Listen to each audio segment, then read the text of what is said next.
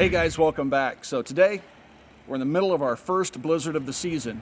Jason, the cameraman, has been an archer his entire life, and we were down hunting deer when we did the 224 Valkyrie testing, and the guy started talking about archery. It's something I've never ever been interested in. Here in Indiana, archery has been illegal to use a crossbow unless you had a physical disability for many, many years. Well, that law has changed recently, and now anybody can use a crossbow. I've tried traditional bows before in the past, and I just didn't like them. I'm not good with them. I don't want to spend the time to learn them. I'm more of a rifleman. But we started talking about crossbows, and the Ravin crossbows in particular, and that got me thinking. So when we came back, we came to One Source Outfitters, which is our local archery shop in Valparaiso, Indiana, just off Highway 6. We came here and I put some money down on one of the new Ravin crossbows. And that's what we're gonna do today, guys. We're gonna get the crossbow all set up, and I'm gonna do my very first range session ever, and I'm bringing you guys along with my new Ravin crossbow. I've been paying on it now for close to a month, and so we've got it paid down, and I'm able to actually shoot it today and call it my own. So let's head inside One Source, and next thing you're gonna see is an indoor range. But for me, it's an indoor archery range, which is a first. Let's head inside.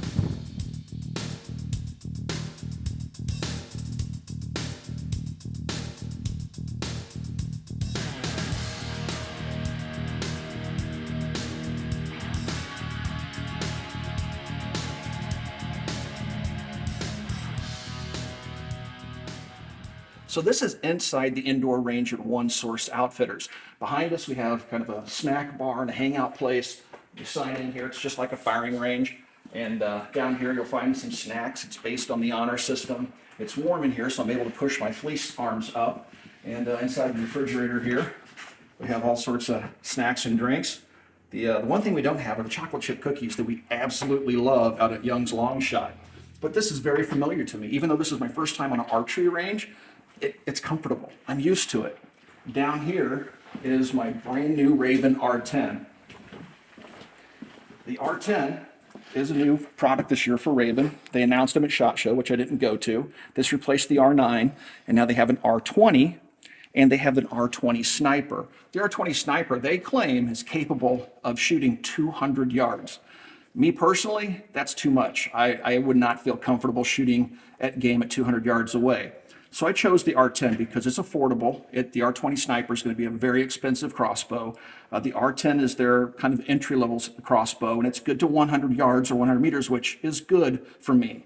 That's my comfort level, and so I wanted to save some money, and realistically, I don't plan on shooting at game past 100 yards. Here in Indiana, if you get a shot on a deer at 100 yards, you're doing pretty good. You're usually in a tree stand, and they'll be well within 100-yard range.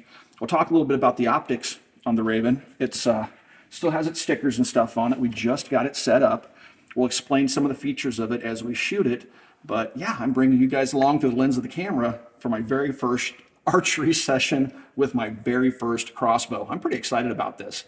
So let's get this guy all cleaned up, get the stickers off, test it out, and start to get this thing zeroed. And then I'll explain to you how the reticle system works on this crossbow, so you can cleanly take shots clear out to 100 yards with this bad boy. Okay guys, let me show you how to ready the Ravin R10 crossbow. I'm a novice, okay? This is my first range session with the bow. What they tell me is the Ravins will come with the scope pretty much already set up, even though it's not mounted to the crossbow. You do have to mount it yourself, which we did when we first got here this afternoon. So we fired a couple of arrows just to make sure that things were zeroed, and it really is. So our target down at 20 yards, when we walk down there, you're already going to see 3 holes in it, because that was me just confirming zero and learning the basic operation of the R10, which now I'm going to share with you guys. Again, complete novice here, guys, so feel free to make fun of me down in the comments below. I deserve it. I'm a noob, but let me show you how to ready the R10. The R10 is really cool, and it's good because of a newbie like me. There's certain things you want to do to be safe when playing with these things. Be sure that you keep your fingers and hands well away from the operating mechanism. You'll see how these arms are. It's basically a compound bow laid on its side. It has a pull weight of 150 pounds, maybe more. All right, and then you have a safe operation area. You see the warning here. When you load the arrow into the crossbow, you don't want to have a hold of the point, because if something goes wrong and this thing fires, it'll push it right through your hand. So you want to hold it by the shaft, set it back in, here, which we'll show you how to do. Now I've set this up how I would be using it in the field. I have a 3-arrow quiver on one side, and on the other side, this is the crank. There's a little button right here that can be used to release the quiver quickly in the field if you don't want to have it on there, or to quickly release this mechanism, the little arm here that we're going to use to cock the bow. Just push a button and pull. There's 2 little locking points. You can reverse this if you want. If you want to put your quiver over here and, the crank on the other side, it goes either way. All right, so now you'll notice on the tip here of these little arms, you have rubber feet. So it's not going to hurt the bow putting it down on the concrete like this to get ready to cock the bow. Now you'll notice there's a little key here that's present on both sides. So if you're right-handed or left-handed shooter, doesn't matter. The safeties are right here. Again, they're on both sides. All right. So what I'm going to do is I'm going to push up on this little locking piece right here. You have a little handle. You put your thumb right there. Put your crank on. It has little gear teeth. You can see how they work. Put your crank on and just draw it back a little bit until it releases that tab and goes all the way forward. Now I can just take the crank off, and you'll see how this little lock mechanism moves forward. And then I'm going to push it till you hear it click. Okay, it just clicked onto the bowstring. Now I'm going to release the thumb. I'm going to grab it and keep your hands clear of the crank. I'm going to put the crank back on here. And now you'll hear it ratcheting. If you're in the field and you want to get it ready without the ratcheting noise, you can push in on that same button and it draws that back quietly. I don't care. I'm not trying to be sneaky today, so I'm going to let it go ahead and ratchet. Now it's not clicking anymore. There's a clutch inside this charging handle that'll let it slip so you can't over crank it. All right, so when it stops clicking, take your crank off. I'm going to put it back into its place right here. It's locked in. It cannot fall off in the field. And now I'm going to get ready to place an arrow in the Raven. I'm going to grab one here. I have 100 grain tips on. These are just target tips. And I'm going to set the white fletch so it's facing downward. I'm going to grab the shaft of the arrow right about here. I'm going to set it in, keeping my hand. It goes in the back here. And I'm going to push back until I hear it click. Okay? Now the arrow is all set up. I want to keep your hand in front of this warning area here, and you'll notice how the arrow is being supported by little rollers there in the front. The crossbow is now ready to fire. Every time you fire it and charge it, it's automatically going to put itself on safe. It's a good feature, especially for somebody like me. It's never really used one before. I'm going to switch it to the fire position, and now I'm going to take aim and fire at that bullseye target that's 20 yards away.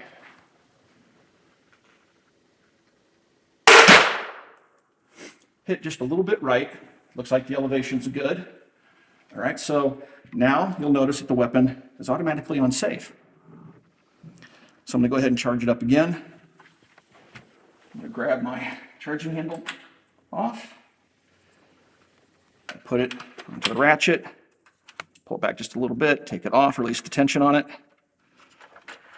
That's going to drop down. Clicks onto the bowstring.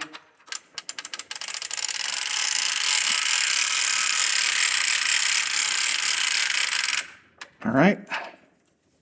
I can put this away now. You can just leave this off. I'm just practicing using it. Okay, it's locked into place. Grab an arrow. I'm going to knock it so that that white fletches down. Set it in there until it clicks. And she's ready to fire again.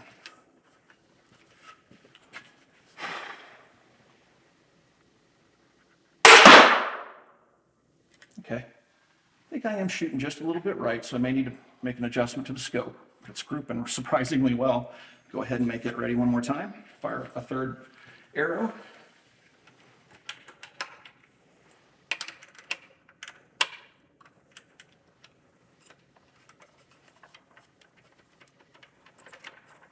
There we go.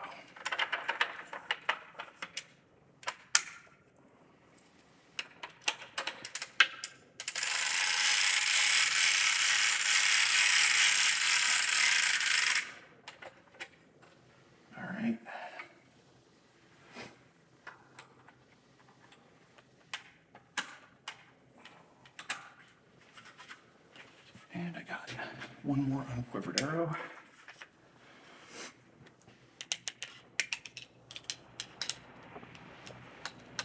And you see it go in, click,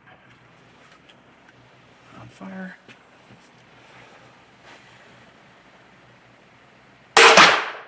I pulled that one a little bit high, but we're consistently right.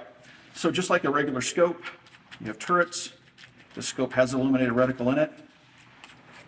And you'll have a left-right. I want to bring it left. All right. Oops, I'm sorry, I misread it. My eyes are bad. I did 4. Okay, there. I went left. My eyes are bad. The L looked like an R there for a second. All right, now let's run down range and recover those arrows. All right, guys, my first 3-shot group with my R10. So you can see the average group is going to be right about here. So I'm definitely right of the bullseye. So I've made some adjustments. I'm going to go ahead and recover my arrows. Just pull straight out. I don't want to bend them. Now we're going to walk back to the 20-yard line, try it again. See if I can't get a picture through the scope to show you what I see and how the reticle is set up. We'll talk about that here in a few minutes. Let's see if my adjustments made a difference at the point of impact.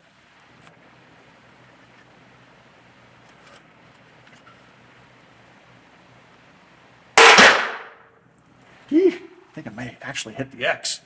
Wow. All right. Let's see if I can Robin Hood that bad boy. Once you get used to it, it's really pretty easy to ready this thing for firing. You're not going to have a chance at a second shot, so you got to make that first one count.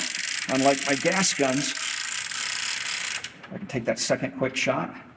Not so much with this bad boy.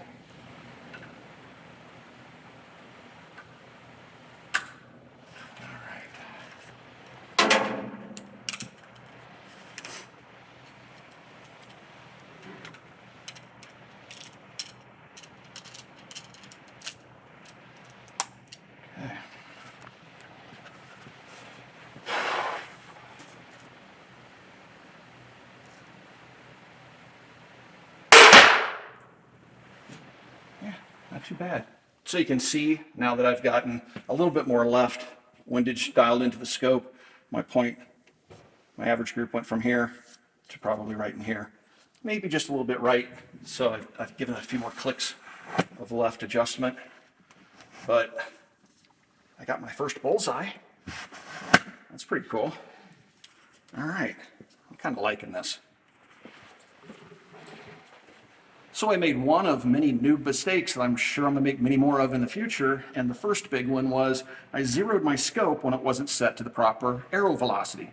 If you take a look at the scope that comes with the R10, you'll see these numbers. These numbers represent an arrow velocity. We'll use the lab radar to find out exactly how fast my 100 grain field tips and target tips, whatever you want to call them, are moving, and then I'm going to do another speed check on the broadheads I intend to use in the field while hunting. Once you know what your actual velocity is, you dial that velocity in here, and then your holdovers in your reticle will be spot on. Again, it's critical to get that velocity data, then the holdovers out to 100 yards should hold 0, which is a really cool feature of the crossbow. Back in the day when my buddy had a crossbow, we didn't have optics, you just had regular sights. And yeah, that's very challenging. This kind of makes it a lot easier. All right, I have it all charged. We've pretty much re-zeroed it now because I had the scope turned all the way down, the velocity all the way down when we fired to see where it was at 400 feet per second, which is what's set to now, which is about an average for these bows. It went almost off the target, hit the top edge of the cardboard down there. So now we've re-zeroed it with the 400 feet per second velocity data. And now let's see if we're a little closer to 0. Okay, everything's in place. There we go. That one's right on the X. Check this out, guys. So we did this once before, actually. Jason, this may have been that Robin Hood you're talking about, because let's see where it hit in relationship to that hole. It was close. So You can see where we're confirming 0, and this is where I pulled my last arrow out of, and I just put another arrow practically in the same hole. What you don't want to do is actually hit another arrow directly in the back. They call it Robin Hooding, I guess. And I remember my uncle, when I was a kid, had a mount on his wall, and it was two regular arrows, one buried inside the other, and the ends were chopped off, and he had it mounted. And that was his first Robin Hood, and he had it mounted, and it was hanging over his mantle on his fireplace. So I don't want to do that because these arrows are expensive. It'd be cool to do once, but it's a very, very expensive boo-boo to make.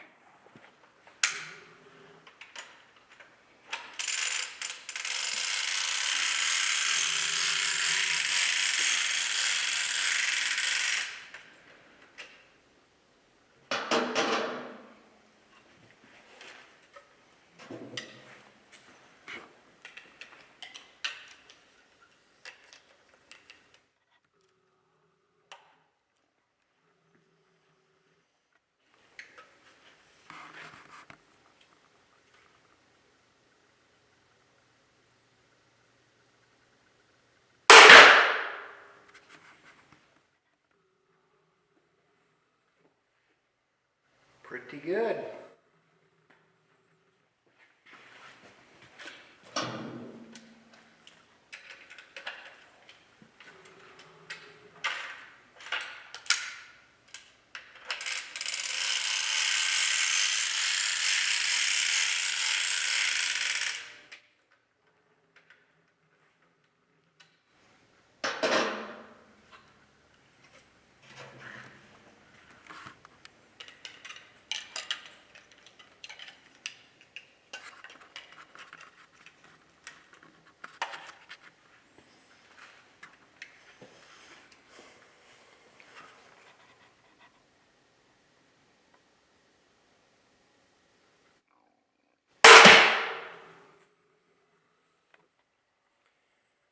Oh yeah. I'm glad I brought Tim into the archery world. The length of pull on this R10 is just a little bit short for me, but it's also very much like an AK or an AR with running your M4 stock at maybe one notch off fully collapsed. That's about what this is like. So the length of pull is just a little bit awkward, but I've gotten used to it because I'm used to shooting rifles, short rifles like the AK and the M4. All right, so I've got an arrow all ready to go. I'll try another shot here. On the bottom side, it's kind of flat, so you can rest it against surfaces, but it sets nicely in the palm of your hand as well. It's so lightweight, though. You don't have the weight of a rifle out on the front, which helps you steady it. This off a rest would be much easier for me to shoot, but even at 20 yards, I'm watching that reticle just drift back and forth. And it's much like shooting a rifle. You just have to wait and keep pulling that trigger slowly until it breaks and just try to get that reticle right on the cross, or on the X-ring, I should say, downrange.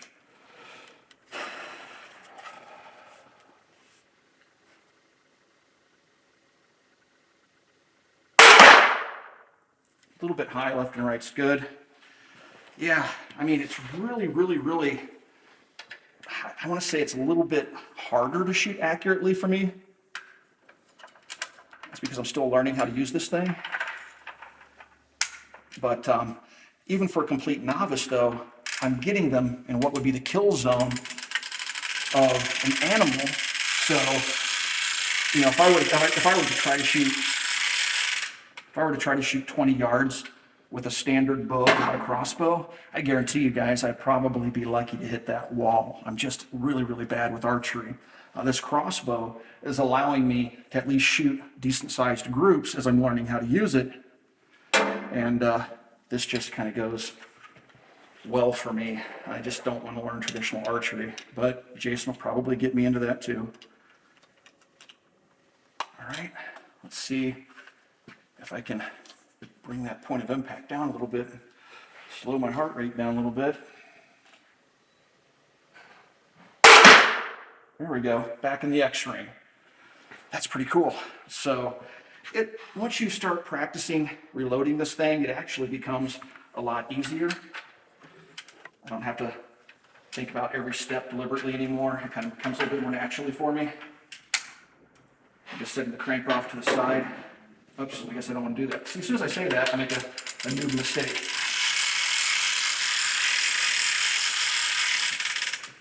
Okay, now I'm going to set the crank off to the side. Grab my last arrow here.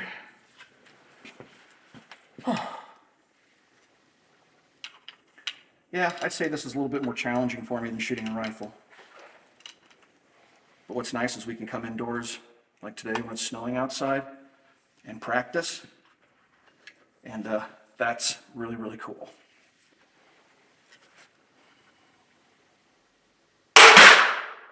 Ew. That one on top. All right, it's safe, guys. I'm gonna walk down range. I knew it broke a little bit high. As I said, I can just see that reticle moving around. I'm not very steady. Did you just hit your other arrow? I don't know. I think I may have.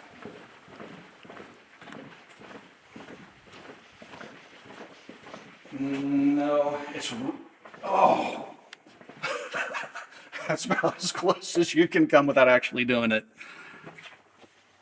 But look at that group, guys.